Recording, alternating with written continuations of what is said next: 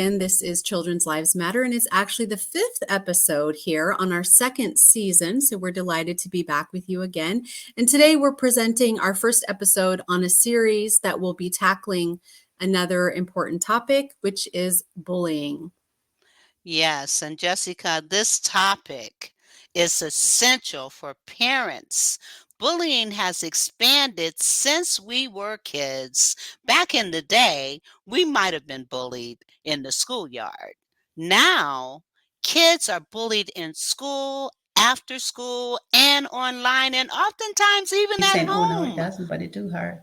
It hurts, Yeah. and even at work, when I started working in the nursing field, I had a bully there too. I was like, okay, hurt people hurt people. Yes. Yeah. Yeah. As we grow up, we started off same as you, and as we spoke about in our earlier part of this segment, sticks and stones. You heard those sayings repeatedly, and as I've grown up, I've heard what you just said: hurt people hurt people. It's not an excuse, it helps us. But I personally really did like that concise way they described what bullying is. I actually have a children's workshop coming up this afternoon, and that's one of the topics we were going to be focusing on: bullying. And I think that's one of the videos that I'm going to present today, because it's perfect both for adults and for children. Yes, I agree. I And agree. we have great compassion for kids, like so many of us who are picked on and who were picked on, because most of us have been through that. We've been bullied at one time or another. Being targeted for abuse is never fun. And often we feel ostracized by that treatment. When a child is systematically bullied, they may feel like they don't belong to any group. And that's one of the ways children can become marginalized. And Welcome back to Children's Lives Matter. In this next segment, we'll look at what's going on when bullying happens. The saying, hurt people, is often true. Many times, people who bully are dealing with their own pain and problems. Oftentimes, they may have been bullied themselves. They might feel the need to take control in some part of their life. So they try to control others. Or they could be projecting their inner struggles onto someone else, using using bullying as a way to deal with their own hurt.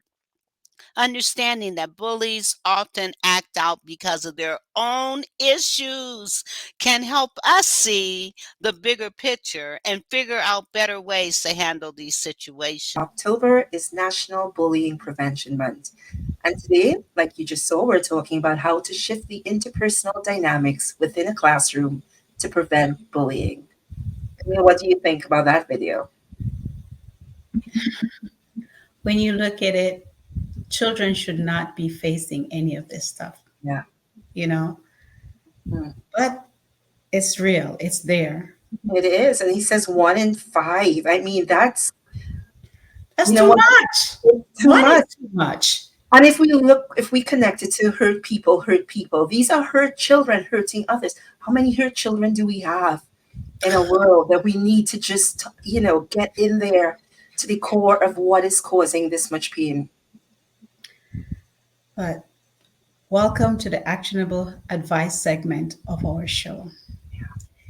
Today is parents lead by example. Mm, mm, Hello, mm. everyone. Welcome back to Children's Lives Matter.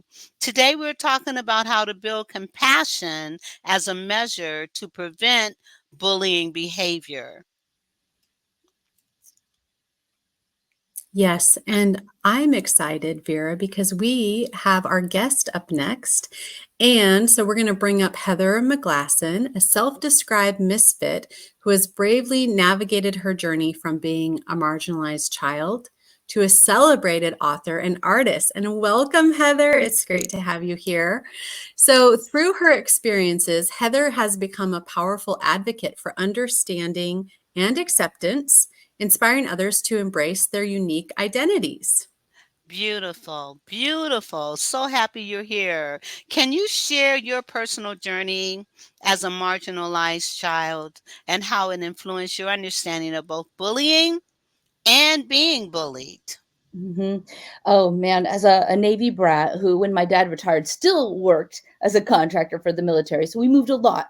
I went to 3 different kindergartens and I got othered big time. I was quite an imaginative child, didn't quite have my feet on the ground at 5 years old. And unfortunately, my first experience of bullying was actually by the teaching staff at the first kindergarten I went to, which pretty much undermined my trust in adults after that. So when I got chills thinking about this, when I was watching the video that was sharing about what you should do if you're bullied, and it was saying reach out to an adult, I didn't have that trust created at that early age other than my own parents. And so, what are you to do? And unless they're teaching you from the very beginning the signs of bullying as a child, you don't even know you have these kind of options. And that was in my hometown of San Diego. Then move me all the way across the drink over to Kuwait City. And second kindergarten, actually, that was the third kindergarten. Second was in Texas. Very interesting story there. Still othered because I came in the middle of the year where all the friendships had already been formed.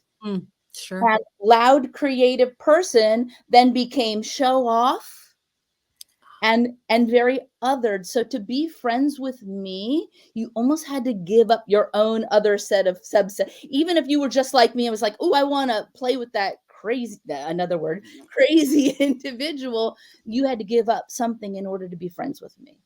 Aw.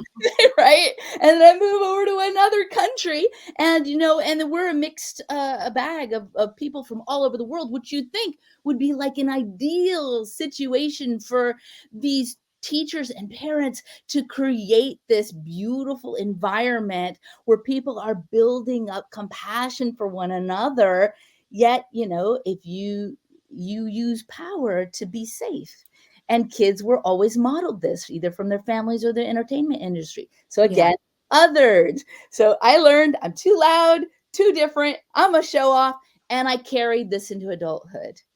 And that brings us into the current conversation now, where we now have to kind of dig through those pieces of wounding that happened, even like just from those tender ages. One unkind word could carve your path into adulthood so that you're not going to have to experience that wounding ever again. Yes. That's where that Yes. shadow conversation comes in. Yes. Now, I want to get into this question about shadows, Heather. So, what do you mean by embracing our shadow sides? And why do you believe it's important for individuals to acknowledge these aspects of themselves? So that usually comes from, it originally came from Carl Jung in psychology, and he talks about the unconscious self. So like all of the coping mechanisms that we created in our world, they're kind of operating unconsciously. He calls the shadow self. I like to pick it apart. So when you say aspects, that's definitely the way that I go, is that we have a with multiple wounding aspects of ourselves. And if we attempt to fix, if we attempt to discover and fix them all at the same time, it's just a big mess. Yeah. So and just want to go back to the question again. Can you repeat a little bit of that so I make sure I stay on track here? Yeah. So just embracing our shadow sides. I know that I've heard you speak about this. So for our viewers, for our audience, what do you mean by embracing our shadow sides? Why is it important to acknowledge these aspects? If we think about our shadow side as just a former inner wounding piece of ourselves, it's like it's us as a child or even just 10 years ago, and we don't want to shove them away, we don't want to bypass them, we don't want to release them. We want to love these shadows, these unconscious parts, into the light. We want to have a conversation with them, and we want to close the relationship we had with the trauma.